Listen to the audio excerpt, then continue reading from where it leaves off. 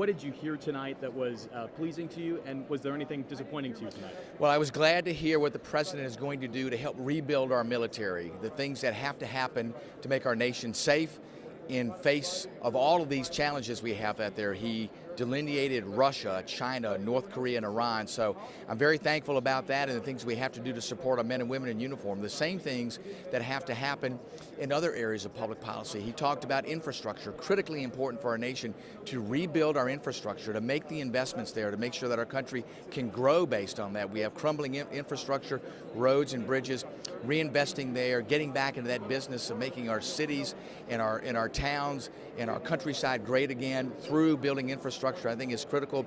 Very enthused by that, as well as things he's going to do to continue to grow the economy. Great things have been happening. We want to be able to do even more. So very enthused with that, and the outreach that he did tonight to say this is an issue that reaches across the aisle. Both sides have to get these things done. It's in the best interest of our nation. So I think it was a speech that had a lot of positive nature to it, that really focused on what we can do together to address these critical problems as a nation. So I was positively impacted by the speech tonight, and I think too other folks were looking at this and saying, he was presidential in tone. He reached out and said, let's do these things together, both sides of the aisle, House and Senate, to get the work of the nation done. Thank you so much for talking to me. Thank you summed very it up much. pretty well. Thanks so much. Thank See you. ya. Thank you. Bye-bye.